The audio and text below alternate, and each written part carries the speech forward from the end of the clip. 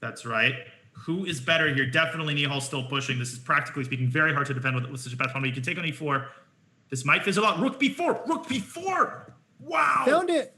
Still not that easy, but he found Still it. not easy. Time to watch the Josh Friedel video on chess.com.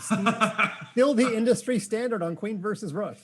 Wow. Now, does white have a fortress? Usually the way this is won, Mike, I think, is some sort of Zugzwang, forcing the king to disattach itself from the pawn. But it's not easy. Yeah, whenever the pawn's forward, you can come at the king from behind. The h-pawn, I think you just assume is not there. That can be won easily. So right. I'm not in my table base right now, but I do believe it's probably a win. Don't ask me how to do it. Josh, where are you? Yeah. Hey, Josh. And he's using the queen, corkscrewing the queen around. Now he's shifting the king. It's so hard to find. I mean, 2 seconds. You can also blunder mate here. I mean, you can blunder the queen. You can mouse slip. This is, I mean, black is not out of the woods. He's trying this way, that way. Will he get the king out of the range of the pawn? He does decide to take h2. Again, as you said, Mike, that's not the important part, though. Can you get to this pawn on f5?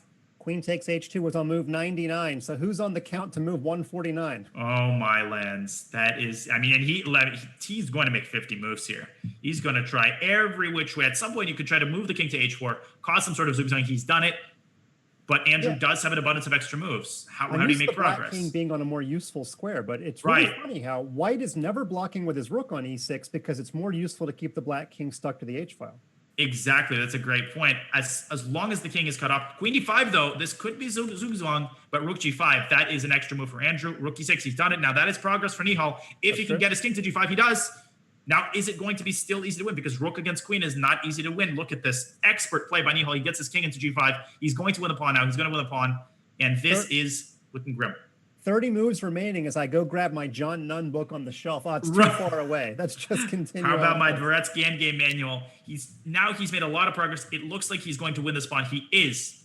And defending this with 3 seconds, Mike, a computer can actually do a great job of defending this, but in a time scramble, it's virtually impossible to defend it as resiliently as possible. The only trick here, Mike, is some sort of stalemate trap where the rook gives itself away. Nihal will have to watch that, but he is making plenty of progress. King c6 wins. Wow. Yeah, this is actually a computer workout on ChessKit. I have trouble beating the computer queen versus rook, and he's still got about 42 moves remaining before any kind of 50-move rule. There's a key position in the second rank defense where you try to, you have to actually lose a tempo by triangulating your queen. Right, but actually Andrew is doing a good job. He's managed to bring his king back. Yeah, this might be the triangulation.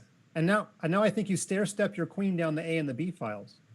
Right, and fork the rook, and he's done it. Queen A1, Queen B1, amazing. Yep, in time pressure finding it. Very nice catch, Mike. And this is game over. And what a Herculean effort. 145 moves by Nihal, jumping out on top 4.5, 3.5 as the 5-minute section concludes. Amazing stuff from Nihal Sarin, and hats off to Andrew for an incredibly resilient defense as well.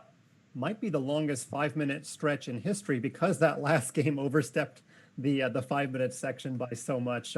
But amazing, 145 moves, and if there is a psychological advantage conferred by going into the break with a win, it's probably multiplied by that grind, by the fact that you did convert such a difficult ending. So 4.5 to 3.5, small lead for the #1 seed, but this is Virginia UMBC. Actually, it's not, because UMBC beat Virginia by like 20 points in that game. But this is the closest 1 versus 16 matchup, perhaps in chess.com history. And we expected action. We got action. And guess what? There's a lot more excitement ahead, as we will soon, after a quick break, begin the 3-minute portion. Only a 1-point lead by Nihal. Amazing 5-minute section here. And we will let the players catch their breaths. We will catch our own. And we will be back shortly with 60 minutes of the 3-minute portion.